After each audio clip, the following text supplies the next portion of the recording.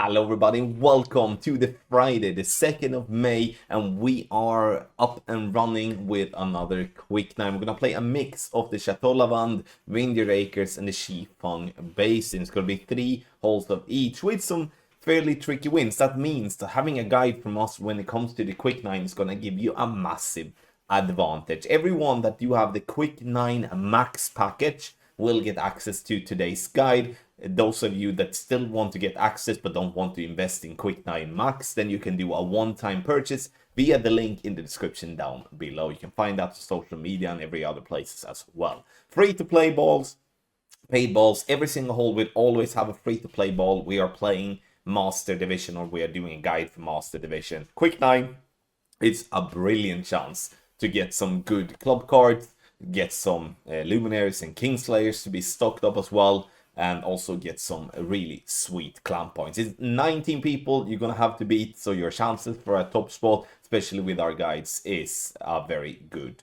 chance. In this video, you'll see some example guides as well when it comes to our quick nine, so follow along and check it out. So links in the description down below to patreon.com/gctquick9 if you do want to sign up for our quick 9 max package, or just our regular quick 9 package, or you just want to do a one-time purchase. You can do that via the link as well. So let's freaking go. So let's have a look at a couple of slides, and I think it is important to have in mind that when you're playing Quick 9, you don't have to drop every single hole to have yourself a chance to the top spot.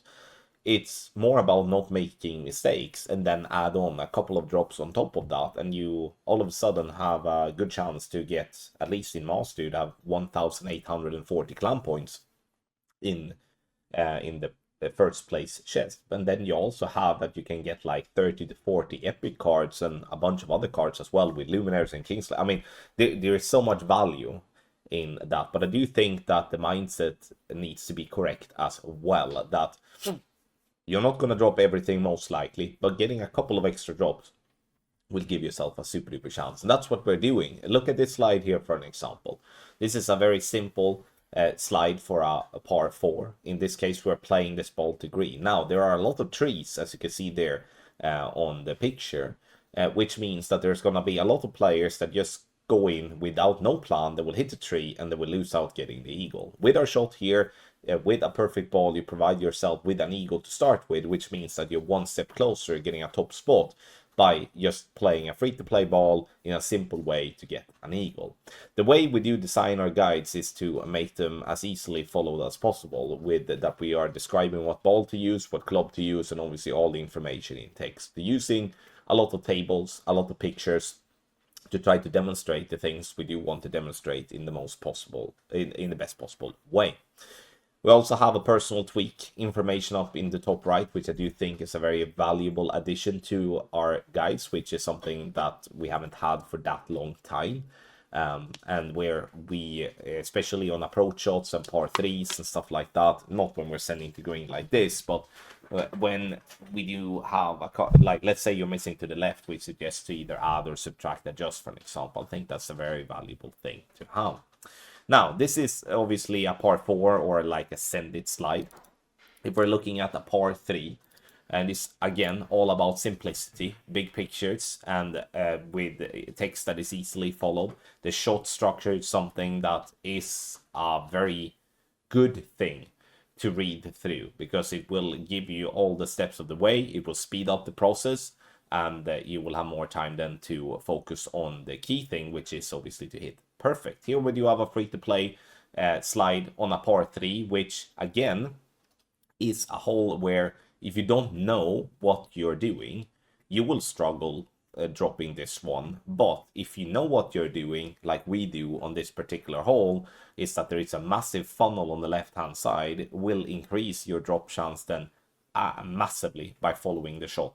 It would be that you go in with the mental thinking that, okay, I have an extra drop here, where your opponent is going to just look at this thinking, well, wow, that looked complex, what shall I do? You see the text, you see the VPR table on the right hand side. Yes, we are giving you all the numbers that you need, so you don't have to use an application. And then obviously with the spins and the stuff like that, gives you a clear view and also clear information on how to attack the hole. Now, like I said, our base when it comes to making quick 9 guides are free to play, but then we're also adding extra shots for paid balls sometimes as well. And this is a particular example where we have done one for a paid ball, which in that case gives some great value, where it's obviously less rings, less wind, and therefore not going to it's going to make it easier, to say the least. We can have another example here as well, where a paid ball will stand out as giving a, I would say, a much greater chance, but also making it a little bit more fun. And that is when you do have the chance to send it. And you can see here, we do have a send it slide on this very tough par 4 of the Jubilee Grove. And we're sending it down there, and the best case scenario, we're getting into a wedge, which is obviously absolutely perfect, but it will never endanger not getting the birdie on this.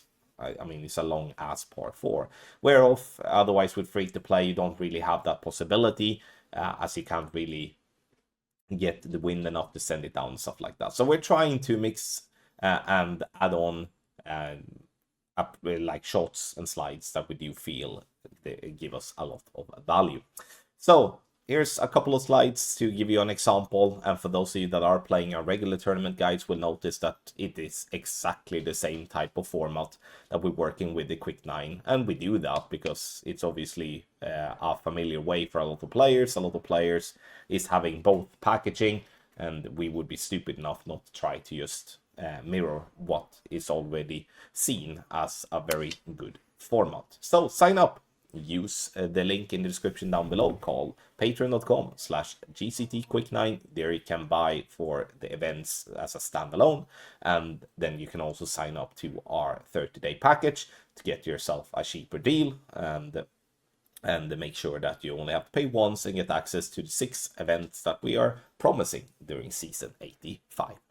Thank you everybody for watching this video about the Quick 9 guides that we're doing today. Make sure to join the Telegram chats. That is open for everyone. Like I said, there's loads of people in there, loads of people that do want to try to share their knowledge and help you and be help themselves for success. We are posting, like I said, older slides that may or may not be exactly accurate to the win that you do have in Quick 9s when we are not making a guide, but it's a perfect chance for you to not go in blank, have something at least to follow and something to maybe build from, so you can save yourself some practice tokens and balls when you do not have the chance to get access to the best guides on the market. But use the links in the description down below if you're interested in getting access to the Quick 9 guides that we are doing. And also, you know, one-time purchase can be made as well, which is something a lot of people are doing because they don't want to have any type of commitment for a longer period, which is totally fine. Thank you very much for watching another video here on the channel, and I wish you the best of luck.